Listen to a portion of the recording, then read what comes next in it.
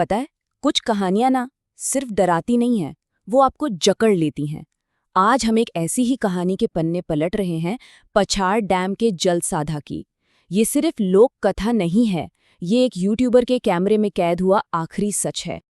और कहानी की शुरुआत होती है बस इस एक लाइन से, और यहीं से सब कुछ अजीब होना शुरू हो जाता है। पानी ऊपर से नहीं, नीचे से हिलता है। मतलब सोचिए जरा, इसका क्या मतलब हो सकता है? कोई जीव या कुछ और ही है? हर डरावनी कहानी में ना दो चीजें जरूर होती हैं। एक होता है वो इंसान जो सच की तलाश में है, और दूसरी होती है वो जगह जहां जाना मना होता है। हमारे कहानी में एक यूट्यूबर है जो कोंकण की भूताहा जगहों का सच जानना चाहता था, और दूसरी तरफ है पछाड़ डैम, एक ऐसी जगह जिसके बारे में लोग चेतावनी देते हैं। तो हमारे इस केस के सेंटर में है निखिल, पुणे का एक यूट्यूबर जो अपनी हॉन्टेड कोंकण प्लेसेस सीरीज के लिए काफी मशहूर था। वो पछाड़ डैम गया था एक और वीडियो बनाने, पर उसे ये नहीं पता था कि उसकी कहानी का आखिरी चैप्टर वहीं लिखा जाने वाला है।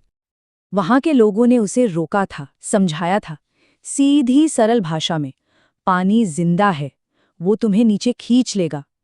और कहते हैं ना, पुरानी कहानियों में ऐसी चेतावनियों को कभी हल्के में नहीं लेना चाहिए। शायद निखिल ने यही गलती कर दी।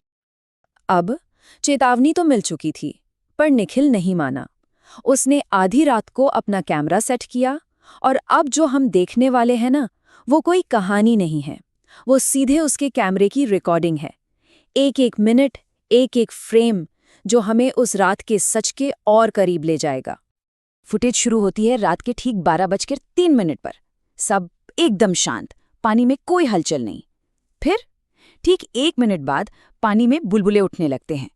12:05 पर पानी के नीचे एक जला हुआ हाथ नजर आता है, और फिर 12:06 पर एक चेहरा। ये सब सिर्फ 3 मिनट के अंदर हुआ।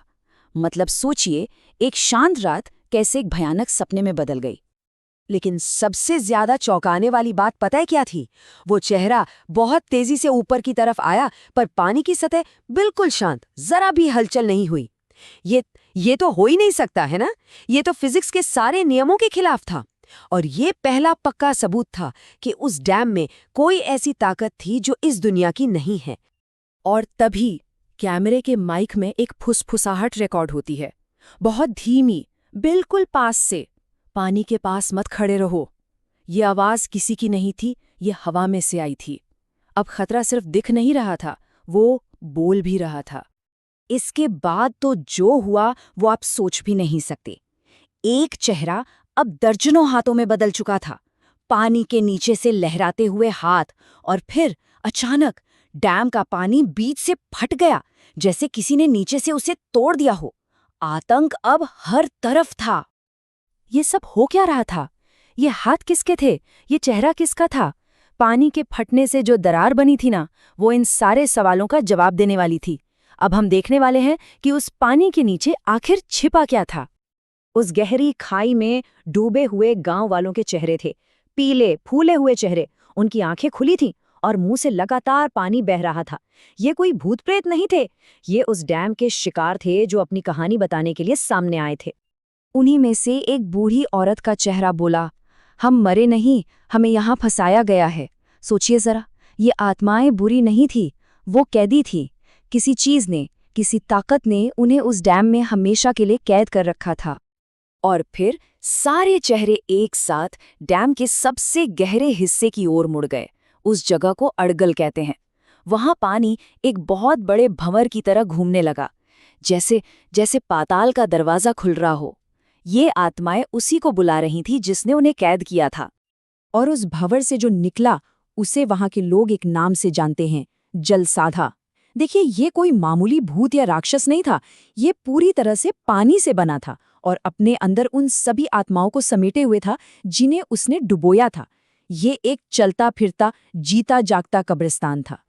उसका रूप बहुत भयानक था, पूरा शरीर पानी का बना हुआ, लेकिन आंखें हरी बत्ती की तरह चमक रही थी।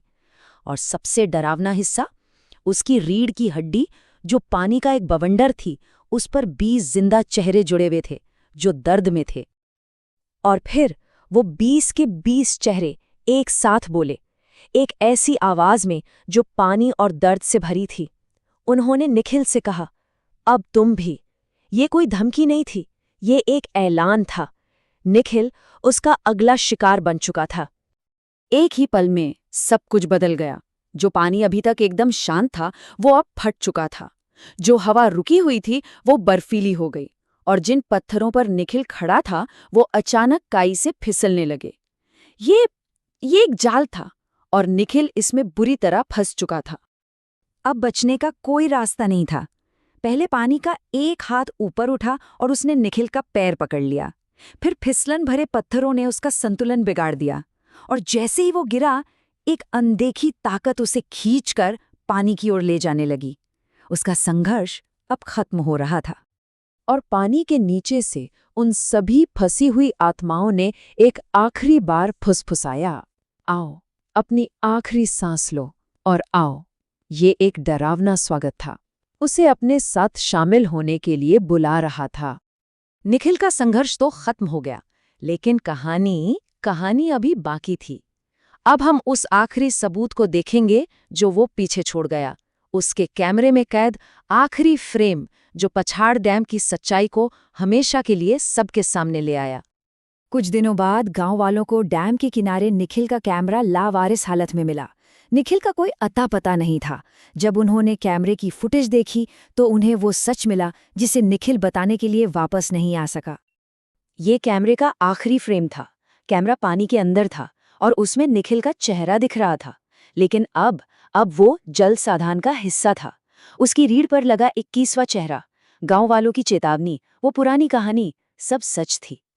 इस कहानी से एक बात तो साफ हो जाती है, पछाड़ डैम में कोई सिर्फ डूबता नहीं है, बल्कि रात में पानी जिंदा होता है।